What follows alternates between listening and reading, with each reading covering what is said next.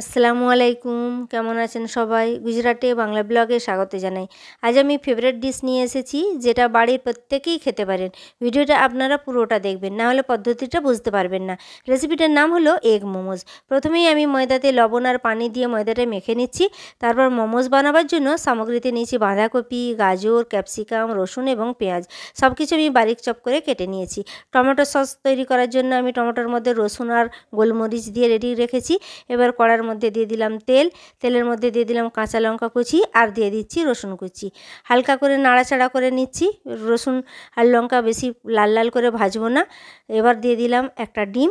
ডিমের মধ্যে দিয়ে দিচ্ছি অল্প পরিমাণ হলুদ আর অল্প পরিমাণ লবণ, দিয়ে ভালো করে নাড়াচাড়া করে নিলাম। এবার সবজিগুলো আমি অ্যাড করে দিচ্ছি, যেটা আমি আগে থেকেই ধুয়ে পরিষ্কার করে রেখেছিলাম এবং বারিক চপ করে কেটে রেখেছিলাম। সবজিগুলো দিয়ে হালকা করে আমি নাড়াচাড়া করে নিলাম।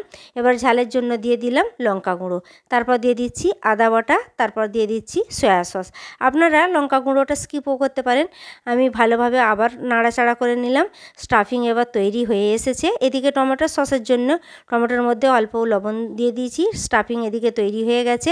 আর ময়দাটা আমি আধ ঘন্টার মতো রেস্টে রেখে দিয়েছিলাম।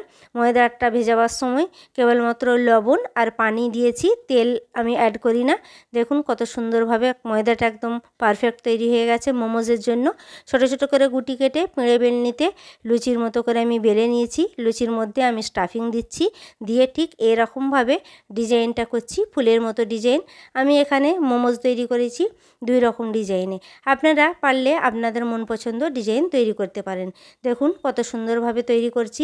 আপনারা প্রসেসটা ভালোভাবে দেখে নিন, তাহলে আপনারা বাড়িতে পারফেক্ট তৈরি করতে পারবেন। একটা জিনিস খেয়াল রাখবেন, মোমোজ তৈরি করার সময় যখন লুচিটা বেলবেন, লুচির মধ্যে কোনো রকম তেল ইউজ করবেন না। তেল ব্যবহার করলে তাহলে মোমোজের ডিজাইনগুলো তৈরি হবে না, পারফেক্ট মোমোর ডিজাইন তৈরি করতে পারবেন না।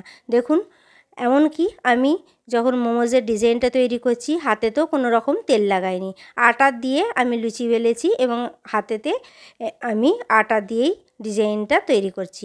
আপনারা ঠিক এই রকমভাবেই করবেন এবং আপনাদের মন পছন্দও করতে পারেন এবং আমি যেমন দেখাচ্ছি এরকমও ডিজাইন করতে পারেন। খুব পারফেক্ট তৈরি হচ্ছে মোমোজ। খুব ইজিলি রেসিপি এবং টেস্টি এবং মজাদার এবং ভিটামিনযুক্ত।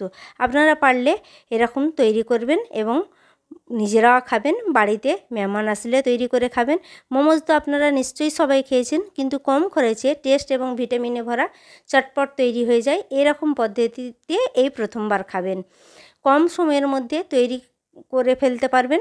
বাড়িতে অবশ্যই ট্রাই করবেন।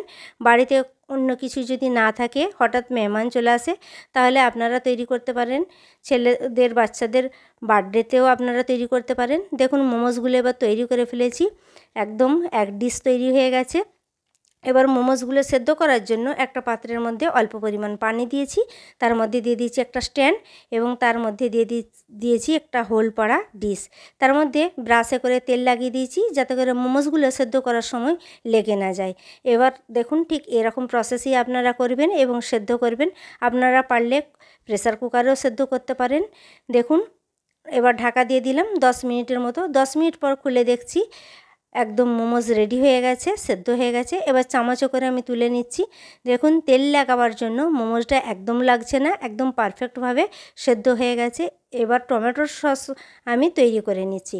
টমেটোর সস তৈরি করার সময় আগে থেকেই টমেটোর মধ্যে সব কিছু দিয়ে রেখেছিলাম, খালি আমি দিয়ে দিচ্ছি সয়া সস, যাতে ফ্লেভার হয়।